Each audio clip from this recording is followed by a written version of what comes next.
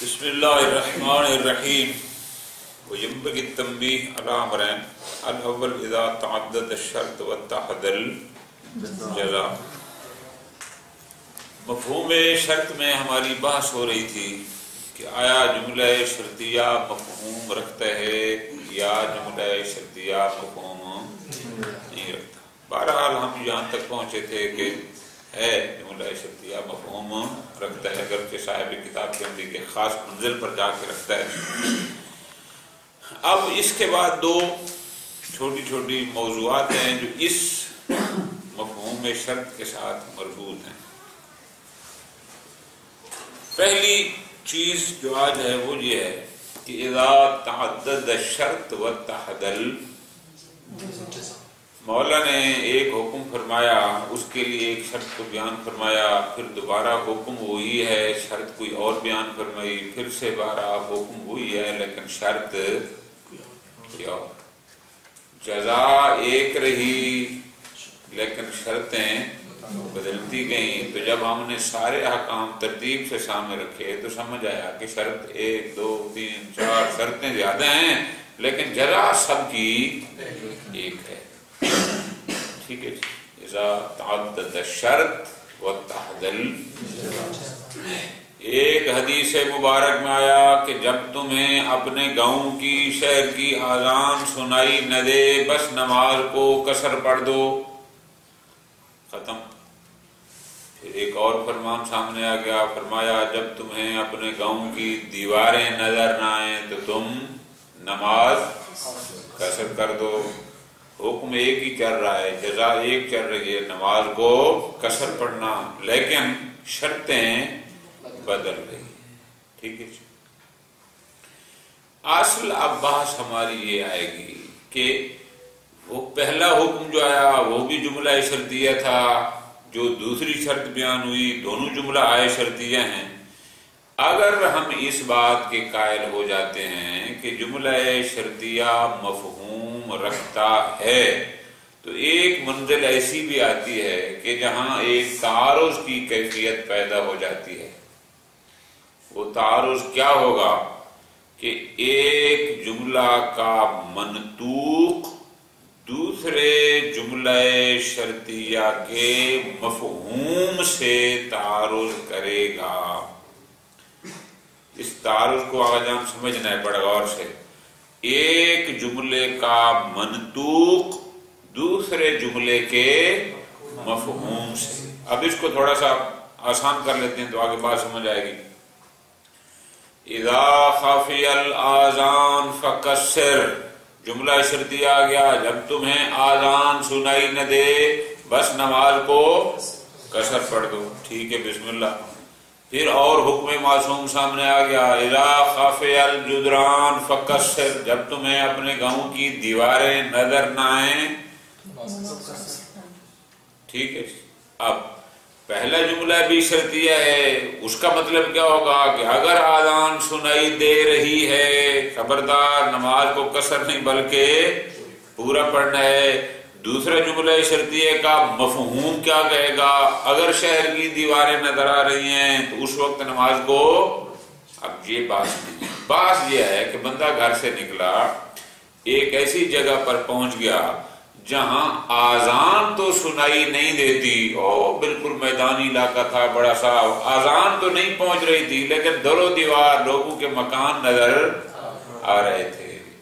اب یہاں پر اذا خافی الاذان کا مفہوم کا منطوق یہ کہے گا آذان سنائی نہیں دے رہی لہذا اگر نماز پڑھنی ہے تو قصر پڑھ لو. لیکن اذا خافی الجدران کا مفہوم کیا کہے گا کہ بھئی تمہیں دیواریں نظر آ رہی ہیں خبردار یہاں قصر نہیں پڑھنی. یہ ہے تعارض، ایک کا مفہوم دوسرے کے منطوق سے تعارض کر رہا ہے. ٹھیک. اب اس تعارض میں کیا کریں؟ ایک تو مشہور قانون آپ نے پڑھا ہے، اذا تعارضا تساقطا، نہ پوری پڑھو نہ قصر پڑھو. اب یہ تو یقیناً نہیں ہو سکتا. تو فرماتے ہیں اس تعارض کو ختم کرنے کے لیے ہمارے پاس دو آپشن ہیں. ٹھیک ہے جی. ان میں سے ہم کسی ایک کو اختیار کر لیں تو پھر یہ تعارض نہ رہے گا۔ اچھا وہ آپشن کیا ہیں؟ فرماتے ہیں آپشن سے پہلے آپ یہ دیکھیں، ہم نے پیچھے بات کی تھی کہ جملہ شرطیہ کے مفہوم رکھنے کے لیے 3 چیزیں ضروری ہیں۔ نمبر 1 ملازمہ، نمبر 2 ترتب کہ وہ شرط اس جزا کے لیے علت ہو، اور نمبر 3 تھی انحصار کہ یہی علت اس کے لیے منحصر ہو۔ اب ہم جب کسی بھی جملہ کے بارے میں کہیں گے، جملہ شرطیہ کے بارے میں کہ یہ مفہوم رکھتا ہے، تو اس کا مطلب ہم یہ کہہ رہے ہیں کہ یہ شرط اس جزا کے لیے سبب تام ہے، علت تامہ ہے، اور ساتھ یہ بھی گویا کہ کہہ رہے ہیں کہ بس اس جزا کے لیے یہی علت منحصر ہے۔ گویا کہ ہم یہ کہہ رہے ہیں، تبھی تو کہہ رہے ہیں کہ اس جملہ شرطیہ کا مفہوم ہے، چونکہ اگر ان 2 باتوں کے قائل نہیں ہوں گے تو پھر جملے کا مفہوم بھی نہیں ہوگا۔ خوب، اب کیا کریں؟ 2 جملے ہمارے پاس موجود ہیں، فرماتے ہیں اس کا ایک حل ہے۔ وہ حل کیا ہے؟ یہی 2 آپشن، یا اس کی ترتب والی شرط میں تصرف کر دو، یا اس کی انحصاریت والی شرط میں تصرف کر دو۔ وہ تصرف کیسے ہوگا؟ تصرف یہ ہوگا، اذا خفی الاذان فکسر، اذا خفی الجدران فکسر۔ غور کرنا ہے، جب ہم تصرف نہیں کرتے تو ہم گویا کہ کیا کہنا چاہتے ہیں؟ اذا خفی الاذان، یعنی آذان کا سنائی نہ دینا، یہ سبب تام ہے نماز کے قصر کے لیے، اور یہی علت منحصر ہے نماز کے قصر کرنے کے لیے۔ اور جب کہتے ہیں اذا خفی الجدران فکسر، وہاں بھی تقریباً انہی 2 باتوں قائل ہوں گے، ان کے قائل ہوں گے تو مفہوم کے قائل ہوں گے نا۔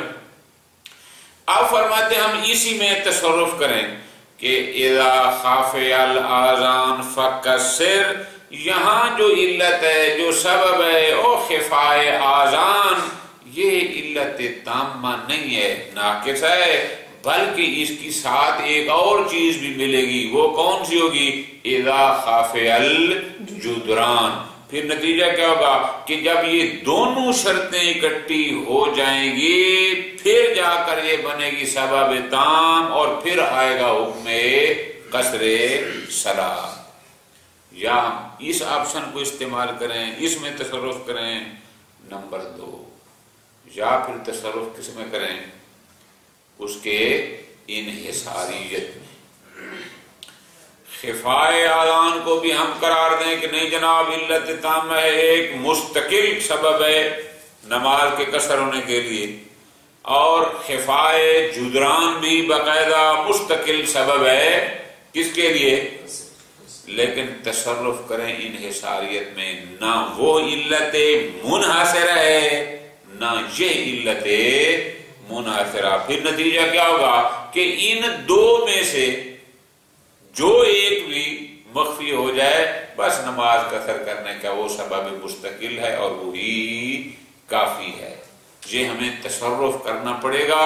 جب ایسا تصرف کریں گے، یا پہلا تصرف کریں گے یا دوسرا کریں گے، تو جب ایک چیز نہ رہے گی، یا علت نہ رہے گی مستقلہ، یا نہ رہے گا انحصار، تو وہ جملہ شرطیہ اپنا مفہوم کھو دے گا۔ چونکہ مفہوم رکھنے کے لیے تو دونوں ہونا ضروری تھا، جب ہم نے ایک کو اس کو ختم کر دیا، اب فرق کیا ہوا دونوں میں؟ فرق یہ ہوگا کہ اگر پہلی قسم کا تصرف کریں گے تو اس شرط کو سبب مستقل ہونے سے ختم کریں گے، گویا کہ یہ سبب مستقل، اور اگر دوسرا آپشن استعمال کریں گے تو اس کا مطلب نہیں، سبب تو مستقل ہے لیکن اس میں انحصاریت، پہلے تصرف میں سبب مستقل ہونے کا ہی نفی کریں گے اور دوسرے آپشن میں اس کے منحصر ہونے کی نفی کریں گے۔ 2 آپشن ہمارے پاس موجود ہیں، ٹھیک۔ اب یہاں سوال ہوگا کہ بالآخر ہمیں ان میں سے کون سا والا آپشن استعمال کرنا چاہیے؟ آیا اس کے سبب مستقل ہونے میں تصرف کریں یا اس کے سبب منحصر ہونے میں تصرف کریں؟ بالآخر ہم تصرف کس میں کریں تو بہتر ہے؟ بات سمجھ آ گئی؟ فرماتے ہیں ہمارے نزدیک تو بہتر یہ ہے کہ ہم انحصاریت والا تصرف کریں اور استقلالیت میں تصرف. کیا مطلب؟ ہم یہ کہیں کہ خفائے آذان اور خفائے جدران ہر ایک سببی مستقل ہے نماز کے قصر ہونے کے لیے، لیکن تصرف کر دیں اس کی انحصاریت میں. البتہ ہر سبب، ہر علت منحصرہ نہیں ہے. ایسا نہیں ہے کہ اس کے علاوہ اگر فرض کرو خفائے آذان سبب ہے تو کوئی اور سبب ہے ہی نہیں. انحصاریت میں تصرف کر لیں، ان میں تصرف. آپ کا سوال ہوگا جناب یہ کیوں کہ انحصاریت میں تصرف تو کریں اور اس کے سبب مستقل ہونے میں تصرف. بہت پیارا جواب ہے. فرماتے ہیں اس لیے آپ اگر دوسرا تصرف کرتے ہیں خود انحصاریت میں تو بھی انحصاریت ختم ہو جائے گی نا. اور بالفرض اگر آپ پہلا تصرف کرتے ہیں کہ وہ علت تامہ نہیں ہے، تو جب نہیں ہے تو انحصاریت تو خود بخود ختم ہو جائے گی. جب علت تامہ نہیں ہوگی تو انحصاریت تو. اس کا مطلب ہے دونوں قسم کے تصرفات سے انحصاریت اس کی ختم ہونی ہے. تو بہتر ہے ہم پھر اسی کو ختم کریں نا کہ جہاں اس نے اسی میں تصرف کریں کہ جس نے ہر حال میں ختم ہو جانا ہے. اور دوسری ایک بات شاید یہ یاد رکھنا گا، کسی شرط کا فقط سبب مستقل ہونا، علت تامہ ہونا، وہ تعارض کی وجہ نہیں ہے، بلکہ تعارض کی وجہ بنتی ہے جب ہم اس علت کو علت منحصرہ قرار دیں گے. کیونکہ صرف سبب تام ہونا یا علت تامہ ہونا وہ اس کی وجہ نہیں ہے کہ جناب اب یہاں پر تعارض ہو گیا، بلکہ جب اس کے ساتھ جب تک انحصاریت والی بات نہیں ہوگی تعارض نہیں ہوگا. تو بہتر ہے ہم اس میں تصرف کریں نا کہ جس کی وجہ سے تعارض ہو رہا تھا، اور وہ کیا تھی؟ وہ تھی انحصاریت. جب اس میں تصرف کر دیں گے تو اس کا مطلب ہے جملہ شرطیہ مفہوم سے فارغ ہو جائے گا. تو اس کا مطلب پھر ایک کا منطوق دوسرے کے مفہوم سے تعارض نہیں رکھے گا. ٹھیک ہے جی؟ تو بس خلاصہ کیا ہوا؟ اب دو صدر میں آخر میں یاد کرنا ہوتا ہے نا. اذا تعدد الشرط واتحد الجزاء. صاحب الموجز کا نظریہ کیا نظر آیا؟ کہ ایسی صورت میں خلاصہ یہ ہوگا کہ شرائط کو ہم باقی رکھیں گے. اگر کہیں تعارض کی صورت نظر آ جائے ایک کے منطوق اور دوسرے کے مفہوم میں تو ہم وہاں کریں گے تصرف، لیکن تصرف ان کے علت تامہ سبب مستقل ہونے میں نہیں بلکہ وہ کریں گے انحصاریت میں. اگر یہ سوال ہو جائے بالفرض شفائی میں کہ اس میں کیوں، تو آپ بڑی پیارا سا جواب جو کتاب میں نہیں ہے لیکن شارحین نے لکھا ہے وہ بہت آسان سا ہے. چونکہ تعارض کا سبب وہ منحصر ہونا بن رہا تھا، صرف سبب مستقل ہونا تعارض کی وجہ نہیں تھی. تو جو سبب بن رہا ہے، وجہ بن رہا ہے تعارض کی، ہم اسی میں تصرف کیوں نہ کریں بجائے اس کے کسی اور چیز میں کریں. اس لیے اس میں کر دیں گے تصرف. نتیجہ کیا ہوگا کہ اس قسم میں سے ہر شرط ایک سبب مستقل ہوگی، علت تامہ ہوگی اس جزا کے لیے. نتیجہ جو بھی ہو جائے گی شرط وجود میں آ جائے گی، بس اس پر وہ جزا بھی اور وہ معمول بھی اس پر اس کے لیے ثابت ہو جائے گا. وَيَنبَغِي التَّنبِيهُ عَلَى أَمْرَيْنِ. مفہوم شرط میں دو نکات کی طرف اہمیت اس ہے کہ اس کی طرف متوجہ کیا جائے، جن میں سے پہلی چیز وہ ہے اذا تعدد الشرط واتحد الجزاء. اذا كان الشرط متعددا والجزاء واحدا. بسا اوقات ایسا ہوتا ہے جزا ایک ہی رہتی ہے لیکن شرائط زیادہ ہوتی ہیں. یہ شرط ہو گئی تو جزا ہوئی، فلاں شرط ہو گئی تو جزا. ایسا ہوتا ہے کہ شرط متعدد ہوں لیکن جزا. مثلا ہماری کتاب الصلاۃ میں بھی اس قسم کی مثالیں موجود ہیں. مثلا ایک حکم یہ آیا اذا خافی الاذان فکسر. جب تمہیں اپنے گاؤں کی اذان سنائی نہ دے، بس وہاں سے نماز قصر شروع کر دو۔ پھر ایک اور جملہ شرطیہ بھی آ گیا، اس نے کہا اذا خاف الجدران فقصر، جب بھی تمہیں گاؤں کے در و دیوار نظر نہ آئے نماز کو قصر کر دو۔ وہ بھی جملہ شرطیہ، یہ بھی جملہ شرطیہ، حکم جزا دونوں میں ایک ہے۔ وہاں بھی حکم وہی ہے کہ نماز کو قصر کرو، اس میں بھی، لیکن وہاں شرط کوئی اور ہے اور یہاں شرط کوئی اور۔ فَعَلَى الْقَوْلِ بِظُهُورِ الْجُمْلَةِ الشَّرْطِيَّةِ فِي الْمَفْهُومِ، اگر ہم قائل ہو گئے ہیں کہ جملہ شرطیہ مفہوم رکھتا ہے، جملہ شرطیہ مفہوم پر دلالت کرتا ہے، جب ہم اس کے قائل ہو گئے، تَقَعُ الْمُعَارَضَةُ بَيْنَ مَنْطُوقِ أَحَدِهِمَا وَمَفْهُومِ تو بسا اوقات ایسا بھی ہو سکتا ہے کہ ایک جملہ شرطیہ کا منطوق دوسرے جملہ شرطیہ کے مفہوم سے متعارض ہو جائے، کہ اس کا منطوق کچھ اور کہہ رہا ہے اور اس کا مفہوم کچھ اور کہہ رہا ہے۔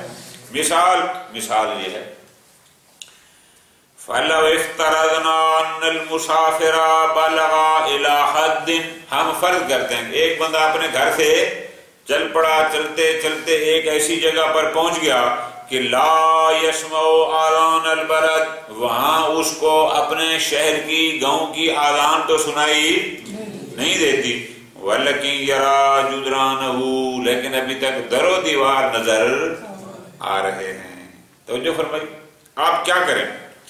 فَيُقَصِّرْ حَسْبَ مَنْطُوقِ الْجُمْلَةِ الْأُولَى اِذَا خَافِيَ الْآذَانِ فَقَصِّرْ، اس کے منطوق کو دیکھے تو اس جگہ اس بندے کو نماز قصر کر دے پڑھنی چاہیے، لیکن وَيُتِمُّ حَسْبَ مَفْهُومِ الْجُمْلَةِ، لیکن اِذَا خَافِيَ الْجُدْرَانِ کا مفہوم کیا کہتا ہے کہ جب تک تمہیں دیواریں نظر آ رہی ہیں تب تک نماز قصر نہیں پڑھنی بلکہ پوری پڑھنی ہے۔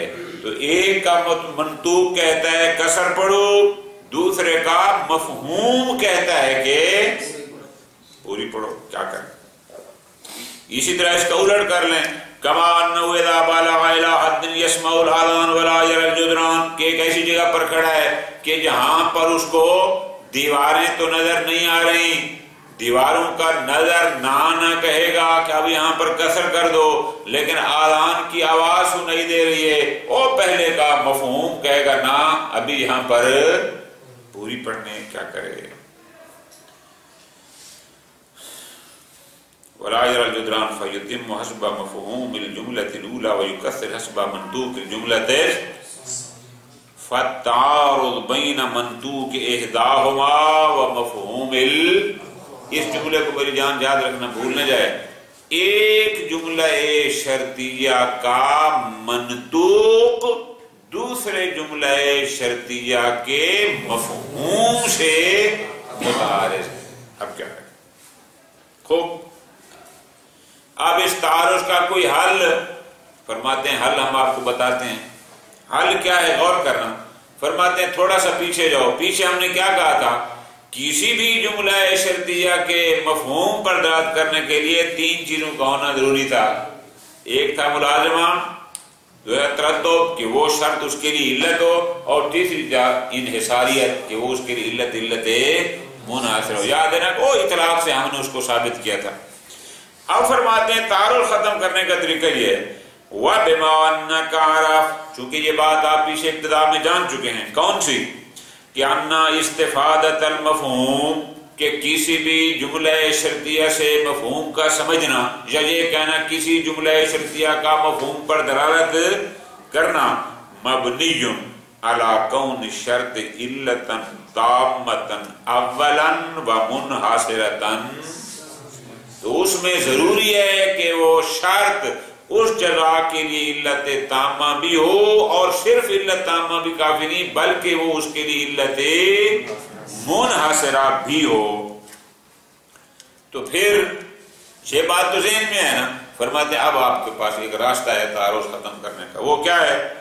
یرتفع التعارض بالتصرف فی احد ذینک الامرین، یا اس کے علت تامہ ہونے میں کچھ تصرف کر دو تو بھی جملے کی دلالت اور شرطیہ کی مفہوم پر نہیں ہوگی، یا اس کے منحصرہ ہونے میں انحصار میں تصرف کر دو۔ اگر اس کو ملا کے رکھنا ہے پچھلی بات سے، انہوں نے کہا تھا کہ جملے کے شرطیہ کے مفہوم پر دلالت کرنے کے لیے ضروری ہے کہ پہلے یہ تین چیزیں ثابت کریں، پھر وہاں یہ لفظ بھی تھا کہ اگر ان میں سے کوئی ایک بھی نہ ہوگی تو وہ جملہ شرطیہ مفہوم پر دلالت شاباش۔ اب ہم اگر تصرف کر دیتے ہیں اس کے علت تامہ ہونے میں اور کہتے ہیں کہ یہ والی شرط علت تامہ نہیں ہے، جب نہیں ہوگی تو مفہوم خود بخود ختم ہو جائے گا، یا ہم تصرف کرتے ہیں کہ یہ علت تامہ تو ہے لیکن منحصرہ نہیں ہے، جب انحصار ختم ہو جائے گا تو بھی اس کا مفہوم خود بخود ختم ہو جائے گا۔ فَتَفْقُدُ الْجُمْلَةُ الشَّرْطِيَّةُ مَفْهُومُهَا، لہذا مفہوم کہ جب ان میں سے کسی ایک میں کر دیں گے تصرف، جملہ شرطیہ اپنے مفہوم کو کھو دے گا۔ اچھا جی، وَإِنْدَائِذٍ لَا يَبْقَرِ الْمُعَارَضَةُ إِلَّا طرف واحد وہوا منطوق، اس کا مطلب وہ جو ایک کے منطوق اور دوسرے کے مفہوم میں تعارض کی کیفیت تھی وہ تو ہو جائے گی ختم، البتہ اس کا منطوق بھی رہے گا اور اس کا منطوق بھی رہے گا، وہ البتہ اور مسئلہ ہے، اس کو پھر دیکھنا ہے۔ وَإِلَيْكَ بَيَانُ كِلَا التَّصَرُّفَيْنِ، طریقہ کار کیسے تصرف کریں اس کے علت تامہ ہونے میں یا اس کے علت منحصر ہونے میں، فرماتے ہیں اس کا طریقہ یہ ہے۔ امل اول سے مراد کیا، یعنی آیات تصرف فی سببیت اذا خافی الاذان، تصرف سے پہلے ہم یہ کہہ رہے تھے کہ آذان کا مخفی ہونا سبب مستقل ہے نماز کے قصر ہونے کے لیے، اب اس میں کریں گے تصرف کیا کریں گے کہ بِأَن تَكُونَ جُمْلَةُ الثَّانِيَةُ، کہ چونکہ اس کے بعد اذا خافی الجدران بھی آ گیا ہے تو اذا خافی الجدران قرینہ بن رہا ہے کہ صرف خفائے آذان سبب مستقل نہیں ہے، یہ ہم کریں گے صرف، چونکہ خافی الجدران آ گیا ہے وہ بن جائے گا قرینہ کہ صرف خفائے آذان یہ سبب مستقل نہیں ہے۔ الان خفاء الاذان لیس سببا مستقلا سببا تاما للکافر، اچھا اگر یہ سبب تام نہیں ہے تو پھر نماز کے کافر ہونے کا سبب تام کیا ہوگا، پھر آپ کہیں گے اس کا سبب تام بنے گا دونوں شرطیں مل کر، وہ کون سی ہوں گی، خفاء کلا الامرین من الاذان والجدران، تو گویا کہ حکم اس طرح ہوگا جب آذان بھی سنائی نہ دے اور دیواریں بھی نظر نہ آئیں، جب یہ دو چیزیں ہو جائیں دونوں، یہ دونوں مل کر سبب تام بنے گی فکسر کے لیے۔ فتقون النتیجہ بعد التصرف کیا ہوگا، اذا خفی الجدران والآذان معاً، یہ دونوں مل کے بنے گی سبب تام، پھر آئے گی جزا فکسر۔ یہ ہے کہ اگر ہم تصرف کرتے ہیں اس کے پہلے والے حصے میں۔ وَأَمَّا الثَّانِي، اور دوسرا آپشن بھی ہے، وہ کیا ہے، التصرف فی انحصاریت الشرط، کہ نہیں خفائے آذان کو بھی سبب مستقل سمجھیں، خفائے جدران کو بھی سبب مستقل سمجھیں، سبب مستقل سمجھنا قرار دینا اور چیز ہے، اور سبب منحصرہ قرار دینا، منحصرہ کا مطلب ہوتا ہے کہ اس کے علاوہ کوئی اور ہے ہی نہیں، لیکن اگر منحصر نہ ہو تو یہ ہو سکتا ہے کہ یہ بھی مستقل ہو اور وہ بھی مستقل ہو۔ ہو التصرف، کہ ہم تصرف کریں انحصاریت شرط میں، اچھا کیا مطلب، یعنی ہم اس کی انحصاریت ختم کریں، ہم یہ کہیں بِأَن يَكُونَ كُلُّ مِنْهُمَا سَبَبًا مُسْتَقِلًا، خفائے آذان بھی مستقل سبب ہے فکسر کے لیے، خفائے جدران بھی سبب مستقل ہے فکسر کے لیے، سبب مستقل ہے لا سببا منحصرا، لیکن سبب یہ نہیں کہ اگر وہ ہے تو پھر دوسرا نہیں بن سکتا، ایسا نہیں۔ نتیجہ بہت واضح ہو جائے گا، فَتَكُونُ النَّتِيجَةُ هِيَ اسْتِقْلَالُ كُلِّ وَاحِدٍ مِّن وُجُوبِ اس کا مطلب ہے اگر صرف خفائے آذان ہو گیا تو بھی تیرے لیے کسر ٹھیک ہے، اگر صرف خفائے جدران ہو گیا تو بھی ٹھیک ہے۔ فَكَأَنَّهُ قَالَ اِذَا خَفِيَ الْآذَانُ أَوِ الْجُدْرَانُ ختم۔ وَالْفَرْقُ بَيْنَ التَّصَرُّفَيْنِ وَاضِحٌ، اب ظاہر ہے دو قسم کے ہم نے تصرف کر سکتے تھے نا، اب دونوں میں فرق بھی واضح ہے۔ فرق واضح کیا ہے؟ آپ آسان زبان میں ایک سطر میں یاد کر لیں۔ پہلی صورت میں ہم تصرف کر کے اس کی استقلالیت کو ختم کر رہے تھے، اور دوسری صورت میں تصرف کر کے اس کی انحصاریت کو ختم کر رہے ہیں۔ بہت آسان سے پہلی صورت میں یہ کہہ رہے تصرف میں کہ صرف خفائے آذان سبب نہیں بن سکتی فقصر کے لیے، ٹھیک ہے نا جی، سبب مستقل نہیں بن سکتی۔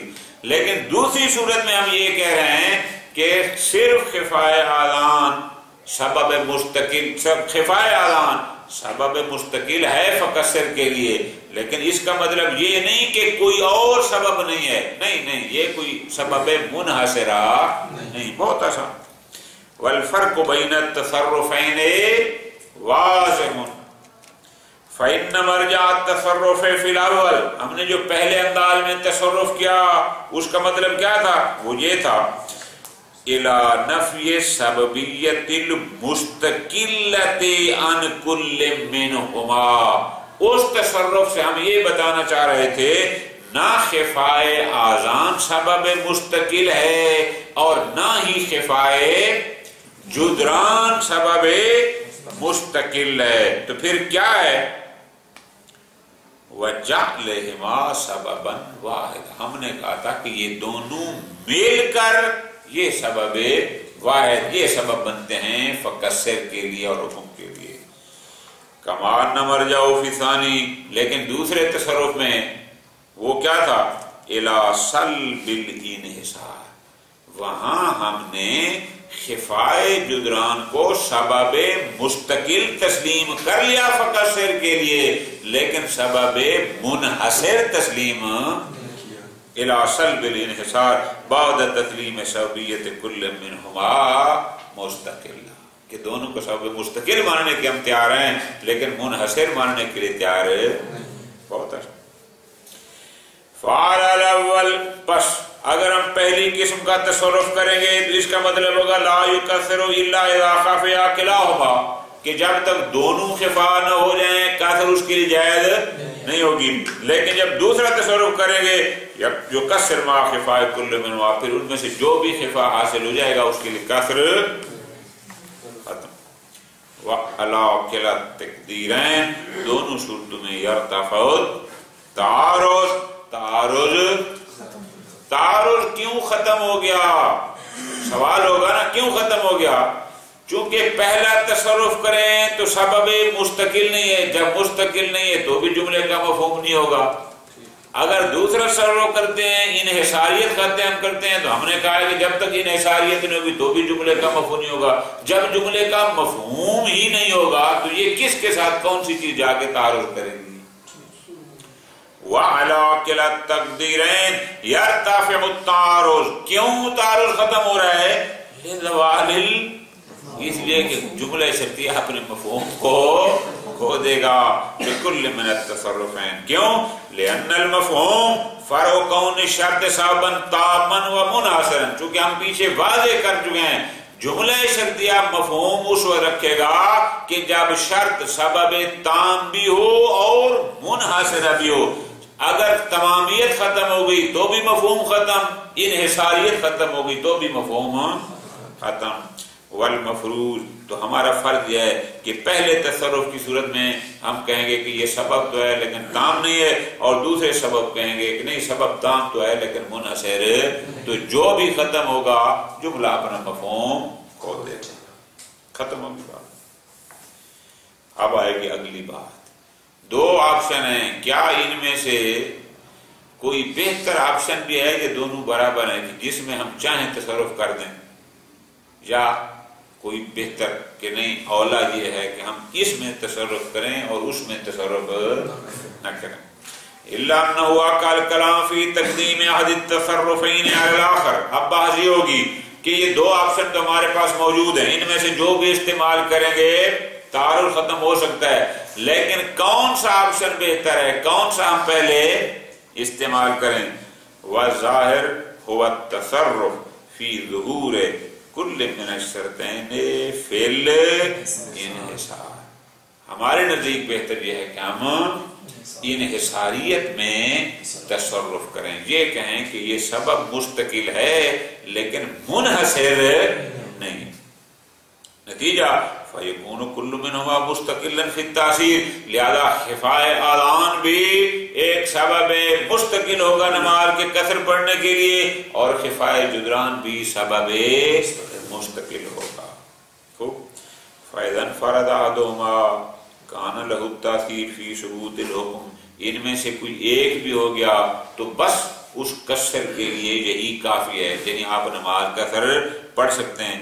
اذا ما حصل امان، لیکن اگر خفائے آذان بھی آ گیا، خفائے جدران بھی آ گیا تو بھی کوئی پریشانی نہیں. کان حصولهما بالتعاقب، اگر یک کے بعد دیگر رہے تھے کہ پہلے خفائے آذان ہوا بعد میں خفائے، اگر ایسا ہے تو بھی فرق نہیں، جو بھی پہلے آ جائے گا بس وہ نماز فقصر کے لیے وہی کافی ہوگا. اور اگر دونوں اکٹھے ہو جائیں، فرق کرو ایک ہی جگہ پر پہنچے، وہاں پر بیک وقت ادھر دیواریں بھی نظر آنا ختم ہو گئی اور ادھر اذان بھی سنائی دینا، کوئی مسئلہ نہیں. تو یہ دونوں سبب اگرچہ مستقل تھے لیکن اب بمنزل سبب واحد کی ہوں گے.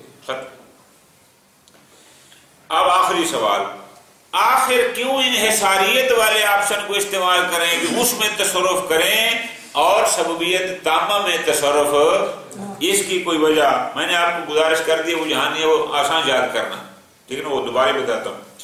انما قلنا برجحان التصرف فی الانحصار، ہم نے جو بات کی ہے کہ انحصاریت میں تصرف کرنا راجح ہے، بہتر ہے کہ ہم اس میں تصرف کریں اور سببیت تامہ میں تصرف نہ کریں، بہتر ہے کہ اس میں تصرف کریں. اس کی وجہ یہ ہے لِأَجْلِ أَنَّ التَّصَرُّفَ فِي الْإِنْحِصَارِ مِمَّا لَا بُدَّ مِنْهُ، چاہے آپ دوسرے آپشن کو استعمال کریں تے چاہے پہلے کو کریں، انحصاریت میں تصرف تو ہر حال میں ہونا ہی.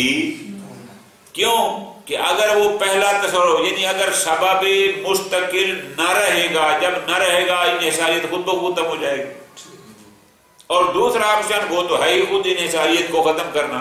تو فرماتے ہیں لِأَجْلِ أَنَّ التَّصَرُّفَ، چونکہ انحصاریت میں تصرف تو لا بد منہ، وہ تو ہر حال میں ہونا ہی ہونا ہے. سواء تعلق التصرف برفع الانحصار، چاہے آپ تصرف دوسرے میں کریں انحصاریت میں کریں تو چاہے آپ تصرف کا تعلق ہو سببیت تامہ کے ساتھ، اس نے تو ہر حال میں ختم ہونا ہی. پس فالانحصار قطعی الزوال و متیقن الارتفاع، لہذا انحصاریت کا جانا تو گویا یقینی ہو گیا، اس نے تو رہنا ہی نہیں ہے. لیکن تو بہتر اس کریں. باقی رہا مسئلہ سببیت تامہ کا، ہمیں شک ہے، یہ علیحدہ بات سے آگا. کیا مطلب؟ ہمیں شک ہوگا آیا خفائے آذان سبب مستقل ہے یا نہیں. اصل یہ ہے کہ مستقل ہے. آیا خفائے جدران سبب مستقل ہے یا نہیں؟ کسی سبب کے مستقل ہونے یا نہ ہونے میں شک ہو تو کہتے ہیں کہ وہ مستقل ہے. تو لہذا فرماتے ہیں سببیت تامہ مشکوک الارتفاع ہے، اور کسی بھی سبب کے بارے میں یہ کہنا کہ یہ سبب مستقل نہیں ہے وہ محتاج دلیل ہے. جب تک دلیل کسی سبب کو غیر مستقل نہ کہے آپ اس کو نہیں کہہ سکتے کہ یہ سبب مستقل نہیں ہے.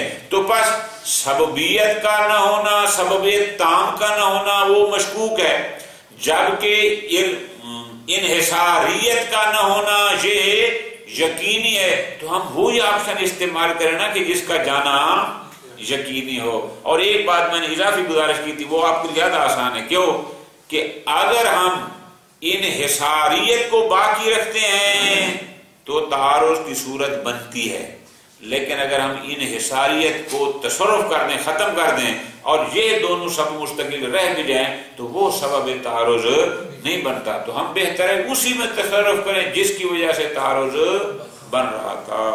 صلی اللہ علیہ وسلم.